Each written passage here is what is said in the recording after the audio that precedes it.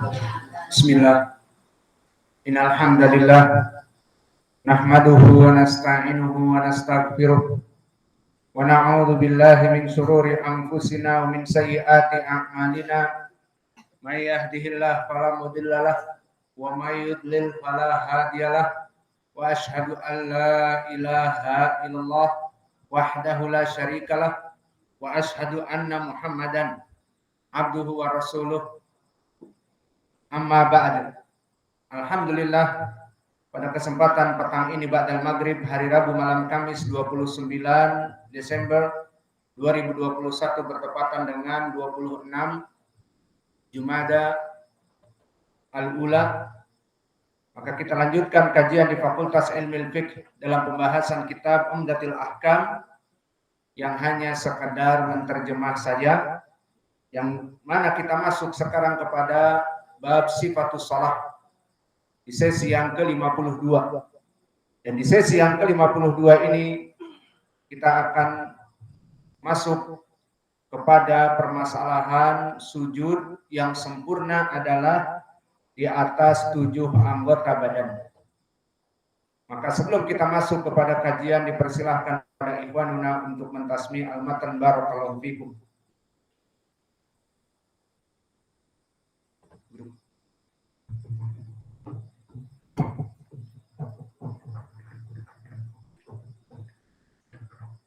Qala al-Maqdisi rahimahullah, babu sifati salatin Nabi sallallahu alaihi wasallam. An Abi Hurairah radhiyallahu anhu qala, kana Rasulullah sallallahu alaihi wasallam idza kabbara fi shalah sakata hunayha baina qabla an yaqra. Qultu ya Rasulullah, bi abi anta wa ummi, ara'aita sujudaka baina takbir wal qira'ah, madza taqul? Aqulu Allahumma ba'id baini wa baina khataayaya kama ba'adta baina al-masyriq wal maghrib. Allahumma naqqini min khataayaya kama yunqqa ath-thawbu al-abyadu min ad-danas.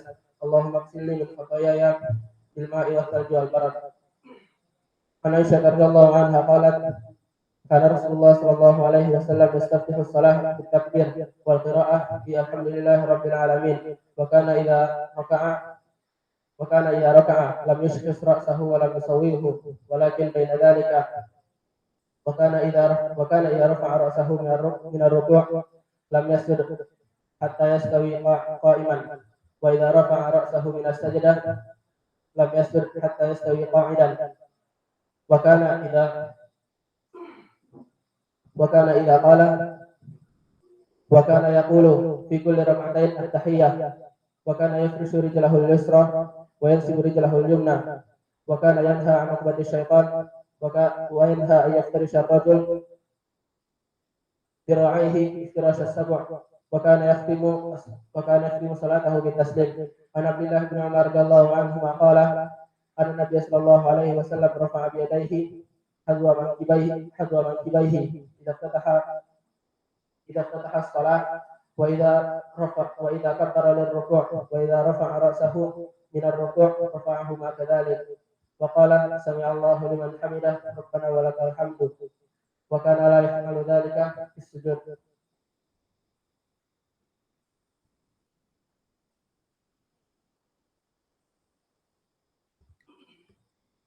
قال المقدسي رحمه الله عن عائشة رضي الله عنها قالت كان النبي صلى الله عليه وسلم يستفتح الصلاة بالتكبير والقراءة بالحمد لله رب العالمين، وكان إذا ركع لم يشخص رأسه ولم يصوبه، ولكن بين ذلك وكان إذا رفع رأسه من الركوع لم يسجد حتى يستوي قائما، وكان إذا رفع رأسه من السجدة لم يسجد حتى يستوي قائدا، وكان يقول في كل ركعتين التحية، وكان يفرش رجله اليسرى وينسب رجله اليمنى، وكان ينهى عن عقبة الشيطان، وينهى أن يفترش الرجل ذراعيه افتراش السبع، وكان يختم الصلاة بالتسليم. عن عبد الله بن عمر عنهما أن النبي صلى الله عليه وسلم كان يرفع يديه حذو منكبيه إذا افتتح الصلاة، وإذا كبر بالركوع، وإذا رفع رأسه من الركوع رفعهما كذلك، وقال سمع الله لمن حمده ربنا ولك الحمد، وكان لا يفعل ذلك في السجود.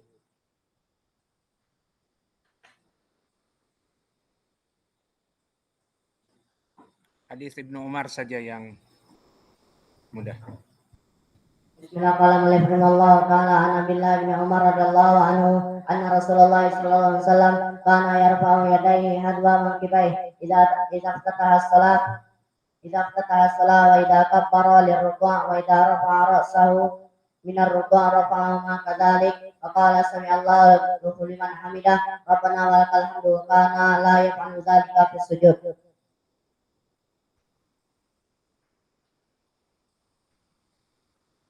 بسم الله الرحمن الرحيم رحمه الله تعالى عن عبد الله بن عمر رضي الله عنه أن النبي صلى الله عليه وسلم كان النبي صلى الله عليه وسلم إذا يرفع يديه كان النبي صلى الله عليه وسلم يرفع يديه حذو منكبيه إذا افتتح الصلاة وإذا كبر للركوع وإذا رفع رأسه من الركوع رفعهما كذلك وقال ربنا ولك الحمد سمع الله لمن حمده سمع الله لمن حمده ربنا ولك الحمد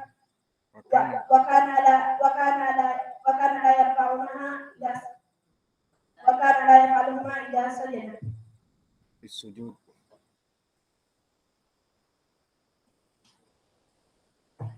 قال المؤلف رحمه الله تعالى عن عبد الله بن عمر رضي الله عنه أن رسول الله صلى الله عليه وسلم كان يرفع يديه حذو منكبيه إذا افتتح الصلاة وإذا قبر منكبيه وإذا قبر من الركوع وإذا رفع رأسه من الركوع رفعه ذلك قال سمع الله لمن حمده ربنا ولك الحمد ذلك كان لا يفعل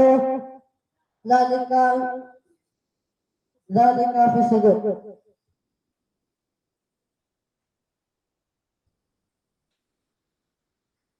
قال rahimahullahu taala an Abdullah bin Umar radhiyallahu anhuma anna Nabi sallallahu alaihi wasallam kana yarfa'u yadayhi hadwa mankibai idza ftataha as-salah wa idza kabbara liruku' wa idza rafa'a ra'sahu min ar-ruku' rafa'u ma kadzalika wa qala rabbana sami'a Allahu liman hamida rabbana walakal hamdu wa kana la yaf'alu dzalika fi sujud.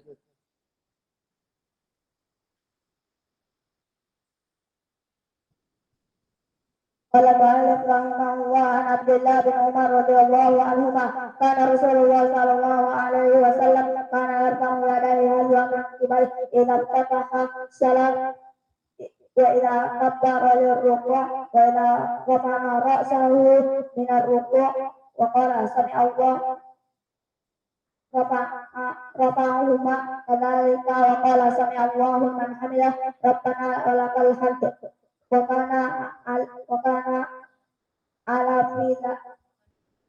وكان لا يفعل في السجود.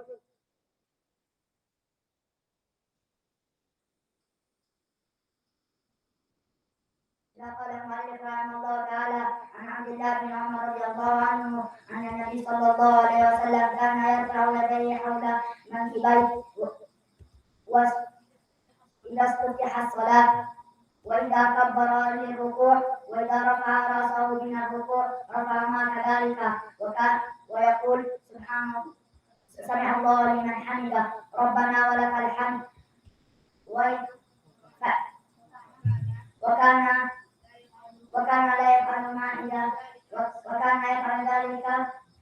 وكان لا يفعل ذلك في السجود.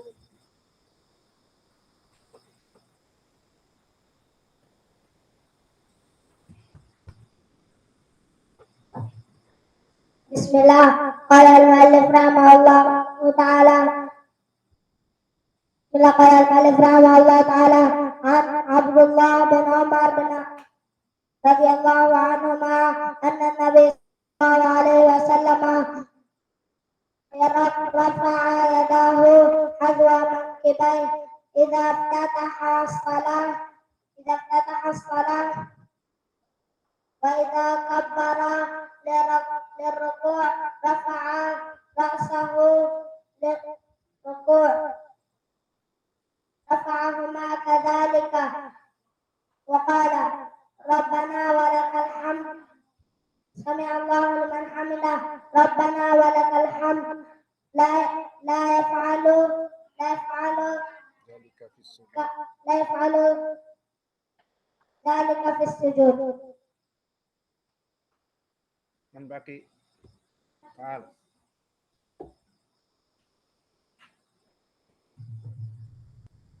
Bisa hafal.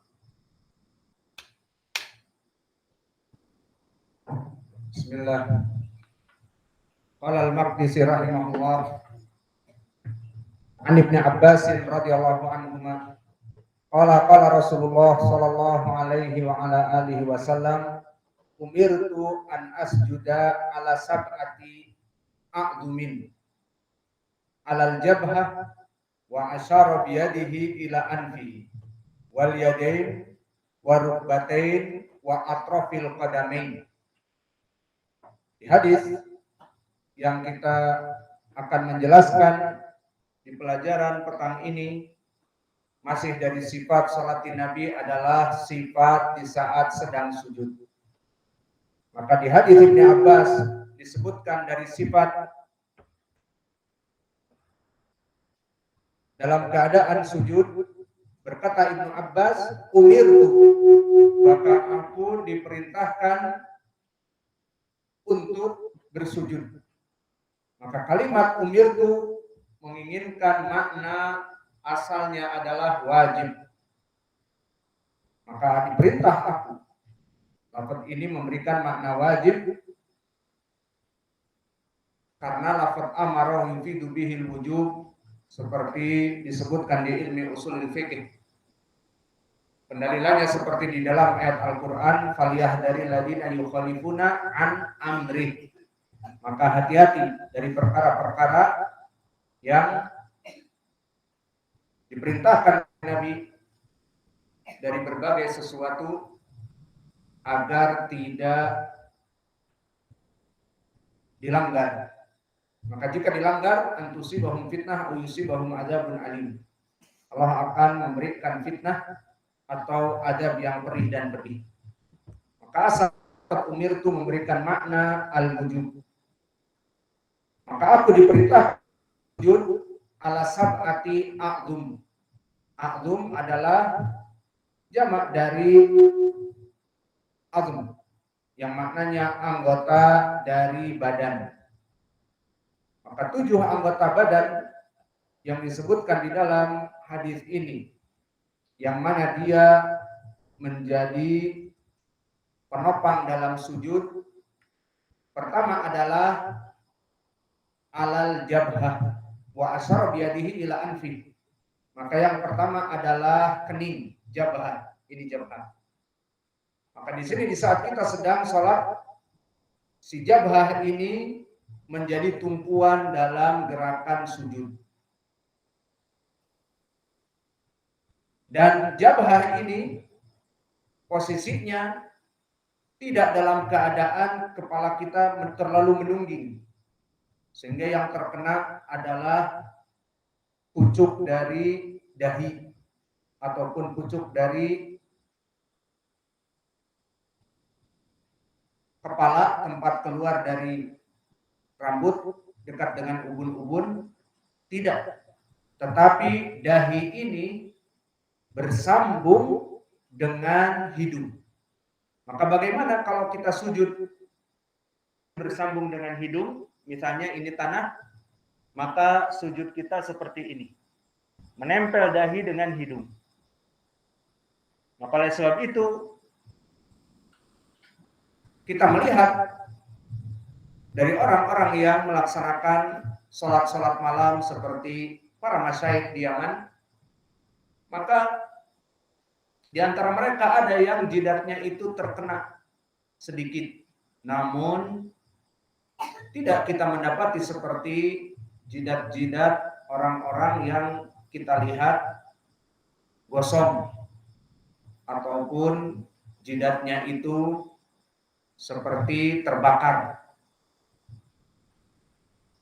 Kenapa? Karena jika kita mempraktekkan sujud di mana jidat kita bertemu dengan hidung kita, maka kita tidak menekan titik sujud, terutama kepala itu ataupun dahi itu dalam keadaan penekanan. Maka oleh sebab itu, pada mereka yang jidat-jidatnya hitam, terutama bagi mereka orang-orang yang baru iltizam dan alhamdulillah banyak melaksanakan sholat dan melaksanakan sholat malam terutama, kita lihat jidat-jidat mereka seperti terbakar. Apalagi karpetnya mungkin dari perkara yang keras, maka di saat dia sujud mungkin tidak mengamalkan hadis Nabi sehingga dia seakan-akan menunggingkan kepalanya dan menitik beratkan badan tubuh itu kepada kepalanya tanpa menempelkan hidung. Maka bisa jadi hitam, legam, terbakar, terlalu banyak bergesek kepada karpet ataupun kepada tikar dan yang lainnya. Maka ini pun perlu diperhatikan. Yang penting kita sholat malam dan sebagainya ikhlas. Tidak usah kita di saat sujud digosok biar terlihat kening-kening kita hitam seperti bekas terbakar. Tidak perlu. Yang penting mengikuti sunnah sujud, kemudian menempelkan hidung. Maka inilah posisi di saat kita sedang sujud sesuai dengan hadis Ibnu Abbas. Maka tidak seluruh tubuh ditekankan ke dahi di bagian wajah sehingga dahi itu ada yang fenomenanya itu gepeng dan ada yang terbakar, ada yang kulitnya terkelupas. Dan alhamdulillah kita pun kenapa berbicara seperti itu, karena telah dulu merasakan waktu kita pertama-tama semangat dan tidak mengetahui bagaimana sifat sholat. Ya seperti itulah mulai kita melaksanakan sholat 5 waktu di masjid, kemudian sholat malam, sholat duha, memang terasa. Bahkan kita mengulitinya. Dia terbakar hitam dan seperti melepuh, maka kadang-kadang kita mengulitinya menjadi kulit baru. Namun setelah kita melaksanakan sunnah seperti hadis Ibnu Abbas ini, ternyata anggota badan tidak tertumpuk kepada kening ataupun dahi secara 100%. Bahkan dia itu dengan hidung menempel. Maka ini perhatian juga bagi kita yang biasa sholat malam dan sebagainya. Alhamdulillah, tatajafa junubuhum anil madaji' yad'una rabbahum khawfan wa tama'a. Maka tidak mesti kita menekan-nekan kepala kita dan menggosok-gosoknya sampai kepada hitam legam. Inilah yang pertama dari sifat sujud, dari anggota sujud, yang mana sujud itu bertelekan kepada 7 perkara. Pertama, dahi dengan hidung. Kemudian yang kedua dan yang ketiga adalah al-yadain, kedua tangan. Yang maknanya kedua tangan dalam keadaan terbuka dan perut tangan, bukan punggung tangan. Tidak ada yang sholat sujudnya seperti ini, Allahu Akbar, ke tempat sujud, bukan, tetapi Allahu Akbar, perut dari tangan kita. Maka sekarang 3 perkara. Dan perkara yang keempat dan kelima adalah rukbatan, 2 lutut. Maka 2 lutut tempat kita menyangga sujud. 2 tangan, 2 lutut, dahi bersama hidung.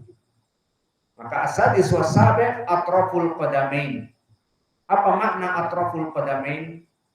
2 ujung dari kaki. Maka kita sujud, melaksanakan sujud dengan atraful qadamain, ujung dari 2 kaki. Dan yang diinginkan di sini, apakah pojok-pojok kaki kita seperti ibu jari pojoknya dan telunjuk pojoknya dari kaki ini di bawah menghadap ke tanah atau bagaimana? Maka dalam permasalahan ini ditafsirkan oleh para ulama adalah dengan ujung-ujung dari ibu jari, kaki, dan telunjuk dan sebagainya menghadap kepada kiblat. Berarti ditekukkan. Seperti di saat kalian belajar tendangan, terutama maigeri. Maka apa yang terkena ke perut lawan maigeri itu? Ujung dari telapak kaki atau ditekukkan. Ditekukkan. Maka begitulah di saat kita sujud, kaki ini ditekukkan sehingga ujung ibu jari dan telunjuk menghadap kepada kiblat. Tidak begini, tapi begini. Paham? Seperti pelajaran kita MMA, tendangan, maigeri, maka tidak dengan ujung jari. Karena kalau ujung jari mengenai kepada perut lawan ataupun mengenai kepada dada akan sakit dan bisa jadi patah. Maka ditekuk. Dan seperti itulah di saat sujud. Maka hadis ini menjelaskan kepada kita tentang 7 dari anggota badan yang menyandang amalan dari sujud. Maka sujud itu dibangun di atas 7 titik dari anggota badan. Maka permasalahan 7 ini apakah wajib atau tidak telah terjadi ikhtilaf di kalangan para ulama. Dan sebagian ulama mengatakan wajib dengan pendalilan lafaz umirtu, maka aku diperintah. Dan ini adalah madhab dari Imam Ahmad. Dan ini yang rajih wallahu a'lam, karena lafaz umirtu, aku diperintah, memberikan makna wajib, sehingga sujud itu harus dibangun di atas 7 titik yang kita sebutkan tadi.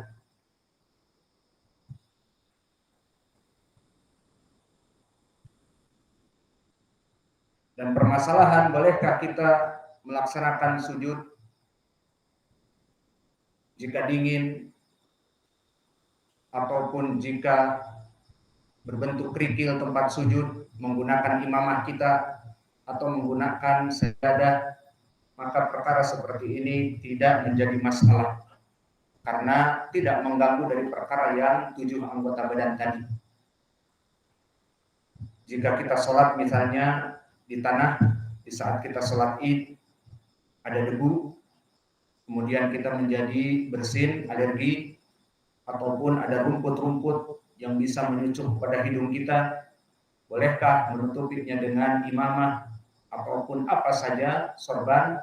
Jawabnya boleh-boleh saja, karena itu tidak masuk kepada perkara dalam permasalahan 7 anggota badan. Maka siapa yang mau jadi model? Hendak ya, siapa yang belum kemarin? Hendak ya Nasr, tahan. Sujud dari 7 titik yang kita sebutkan. Sujud mana? Di atas. Coba sujud. Cukup. Sini. Ayo sujud. Hidung ditempelkan ke tanah dan dahi 1 titik. Titik yang kedua, ketiga, tangan terbuka. Titik ketiga, keempat, lutut.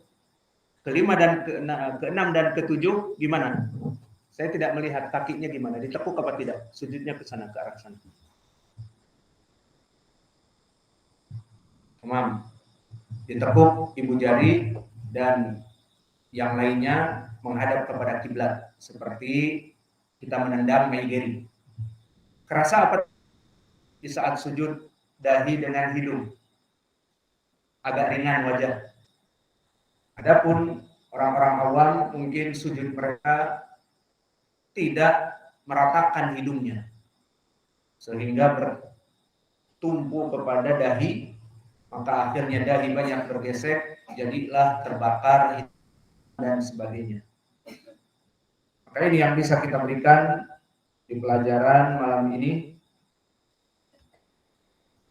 Naktafi illahuna wa jazakumullahu khairan wa barakallahu fiikum.